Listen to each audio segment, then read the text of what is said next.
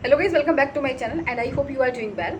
Guys, आज मैं अपनी वीडियो में बताऊंगी आपको कि मैंने जो है अपनी रीजनिंग कैसे कंप्लीट की और कैसे रीजनिंग में मैंने CHSL में 48 आउट ऑफ 50 मार्क्स स्कोर किए थे। अभी जो हमारा CHSL का एग्जाम हुआ था 2025 में, उसमें मेरे मार्क्स थे 48 आउट ऑफ 50। तो मैं आपको जो है शो कर रही हूँ, मेरे 48 जो है मार्क्स थे 48 आउट ऑफ 50। ठीक है, तो कैसे मैंने अपनी रीजनिंग जो है फॉर SSC CGL के लिए कैसे कंप्लीट की है, तो आज हम उसके बारे में डिस्कस करेंगे। तो गाइज, मैंने जो है SSC CGL की जो रीजनिंग थी वो मैंने कंप्लीट की है। एक शशि कर्णा सर हैं, शशि कर्णा जो ऐप है, शशि कर्णा नाम से ही उनकी एक ऐप है, वहाँ से मैंने जो है रीजनिंग कंप्लीट की। और भाई सच में बहुत ही अच्छा रीजनिंग मतलब फैकल्टी देते हैं। उनके जो है अपने नोट्स हैं वो भी मोर देन सफिशिएंट है। अगर आप उनकी शीट जो होंगी, अगर आप ऑफलाइन लेंगे तो वो शीट प्रोवाइड करेंगे। तो जो अगर आप उनकी शीट में से करेंगे तो आपको कोई no need to purchase any book, कोई भी बुक परचेज करने की कोई भी नीड नहीं रहेगी आपको। और अगर आप ऑनलाइन उनका बैच लेते हैं तो वो अपने नोट्स देते हैं और उसकी नोट्स की आप जो है PDF निकलवा लेंगे। मैंने निकलवा ली थी जैसे कि, तो उससे मैंने प्रैक्टिस की तो मोर देन इनफ है। अगर आप उनकी शीट से यानी कि उनकी नोट से प्रिपरेशन कर लेंगे, प्रैक्टिस कर लेंगे, तो आपको किसी बुक खरीदने की जरूरत ही नहीं होगी। और वो जो है मोर देन सफिशिएंट है फॉर SSC के लिए। वो ऐसे क्वेश्चंस कराते हैं, सारे तरीके इतने अच्छे से बताते हैं, बड़े से बड़े सवाल को कैसे टैकल करना है बहुत इजीली ट्रिक्स में वो बता देते हैं। उनकी अपनी कुछ ट्रिक्स हैं, जो ट्रिक्स आप उनके जो सवाल में हमारी जो है वो फॉलो होती हैं और सारे सवाल इजीली बन जाते हैं रीजनिंग में। अगर आप उनसे रीजनिंग करते हैं तो सीरियसली आपको लगेगा नहीं कि आपका जो है कोर्स, आपका बैच कब कंप्लीट हो गया, समझ नहीं आएगा। बहुत अच्छे तरीके से सर जो है रीजनिंग का कोर्स करा देते हैं।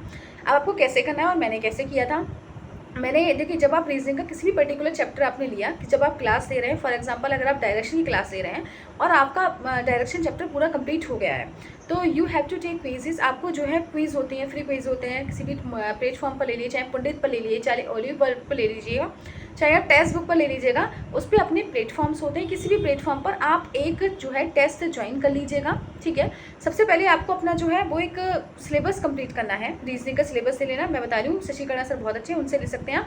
और अगर आपको नहीं लग रहा शशि कर्णा सर है, मैं और भी एक दो सर का नाम बता देती हूँ, जिससे कि जो आपके पास ऑप्शन हो जाए, एक ही चॉइस ना रहे, तो आप शशि कर्णा सर से ले सकते हैं। अगर आप उनका समझ नहीं आ रहा है तो आप पीयूष सर से भी ले सकते हैं, करियर बिल पर। पीयूष सर भी बहुत अच्छा पढ़ाते हैं, तो पीयूष सर से आप ले सकते हैं अगर आप लेना चाहें तो। ठीक है, तो दोनों में से बहुत बेस्ट चॉइसेस हैं जो मैंने आपको बताई हैं। आप दोनों में से जो भी पसंद आए, आइदर ऑफ टू सर्स आप ले सकते हैं, दोनों में से कोई भी बैच। और अगर आपने बैच लिया, अब आप चैप्टर कर रहे हैं, जैसे मैंने बताया आप कर रहे हैं कोडिंग एंड डिकोडिंग चैप्टर कर रहे हैं। जब कोडिंग एंड डिकोडिंग चैप्टर आपका खत्म हो जाए, तो after completing that class of that particular chapter, जब पर्टिकुलर चैप्टर की जब क्लास आपकी खत्म हो जाए, तो you have to attempt chapter. आपको क्या करना है, टेस्ट अटेम्प्ट करना है। और टेस्ट भी कौन सा, आपको सेक्शनल टेस्ट अटेम्प्ट नहीं करना है, आपको चैप्टर टेस्ट अटेम्प्ट करना है। जो भी आपका चैप्टर, आपने पर्टिकुलर चैप्टर कंप्लीट किया है, आपको उसका टेस्ट लगाना है। इससे क्या होता है कि कितने टाइम में आप क्वेश्चन को बना पा रहे हैं, आपकी क्वेश्चन को सॉल्व करने की अप्रोच क्या है, कि आप उन ट्रिक्स को अप्लाई कर पा रहे हैं या फिर लॉन्ग मेथड से उसको सॉल्व कर रहे हैं। आपको टाइम का आइडिया हो जाता है, कितने टाइम में आपको क्वेश्चन को कंप्लीट करना है। आपको आइडिया हो जाता है क्वेश्चन के पैटर्न का, कि किस टाइप्स के क्वेश्चन आ रहे हैं। तो बहुत सारी चीज़ें आपकी क्लियर हो जाती है जब आप चैप्टर टेस्ट लगा लेते हैं, और आपको समझ आ जाता है कितने परसेंटेज तक मुझे ये चैप्टर समझ आ चुका है और कहाँ मुझे और सीखने की ज़रूरत है। तो जब आपका वो पर्टिकुलर चैप्टर खत्म हो जाए, तो आप टेस्ट लगाना शुरू कर दें, और टेस्ट भी लगाएंगे चैप्टर टेस्ट। ठीक है, और उसके बाद जो सर ने आपको नोट्स दिए हैं, आप उसकी नोट्स की जो है उस पर्टिकुलर चैप्टर की आपको प्रैक्टिस कर लेनी है। ठीक है, तो आपका जो है चैप्टर अच्छे से कंप्लीट हो जाएगा, बहुत अच्छे से सारे जो कंसेप्ट होंगे वो सारे क्लियर हो जाएंगे। सबसे पहले आपको नोट्स की प्रैक्टिस करनी है, आफ्टर देन आपको जो है टेस्ट लगा लेना है ऑनलाइन, और उसके बाद आपका चैप्टर अच्छे से क्लियर हो जाएगा। फिर नेक्स्ट आपने चैप्टर किया, फिर सेम नेक्स्ट चैप्टर में करना है, आपको पहले नोट्स रिवाइज करने हैं। नोट्स रिवाइज करने के बाद you have to do the sums of that given sheet. आपको शीट के जो दे रखे हैं सर ने सम्स, वो करने हैं। उसके बाद आपको टेस्ट लगाना है। तो आपके चैप्टर जो है, जब आप 3 बार प्रैक्टिस करते हैं ऐसे, तो आपको जो कंसेप्ट होते हैं वो बहुत अच्छे से क्लियर हो जाते हैं। आपको समझ आ जाता है कि किस तरीके से रीजनिंग का पेपर बनेगा, किस तरीके से इस चैप्टर के क्वेश्चंस पूछे जाएंगे एग्जाम में। तो सारी चीज़ें आपकी क्लियर हो जाती हैं, और कितना चीज़ें आप समझ पा रहे हैं और कितनी अप्रोच तक आप लगा पा रहे हैं उस सवाल को करने के लिए। ठीक है, तो इस तरीके से मैंने भी किया था। मेरे पास सर की शीट्स हैं।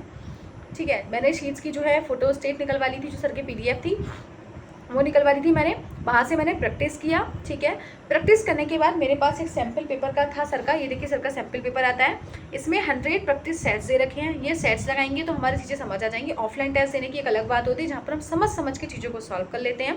ठीक है, टाइम की थोड़ी बाउंडेशंस भी नहीं होती, तो हम इजीली कर सकते हैं। ठीक है, तो मैंने यहाँ से प्रैक्टिस किया ये सेट से। ठीक है, इसमें है 45 सेट्स हैं, सॉरी 100 सेट्स नहीं है, 45 सेट्स हैं, तो यहाँ से मैंने किया। ठीक है, और उसके बाद मेरे पास एक बुक भी है, जिससे मैं बुक से ही प्रैक्टिस कर लेती हूँ, क्योंकि मैंने शीट काफ़ी बार उसको कर लिया है। तो उसके बाद फिर मैं ये एस स्टैंड की जो मेरे पास बुक है इससे मैं प्रैक्टिस कर लेती हूँ रीजनिंग की। तो इस तरीके से मैं जो है रीजनिंग मैंने कंप्लीट किया। और मेरे रीजनिंग के अभी मतलब रीजनिंग में तो अच्छे मार्क्स आ जाते हैं। रीजनिंग एक ऐसा सब्जेक्ट है जो एक स्कोरिंग सब्जेक्ट है।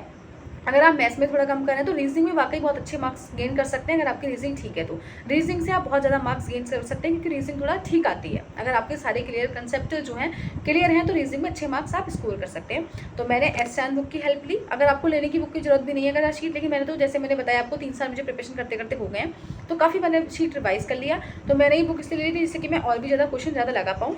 तो मैं एस स्टैंड की बुक से प्रैक्टिस कर लेती हूँ।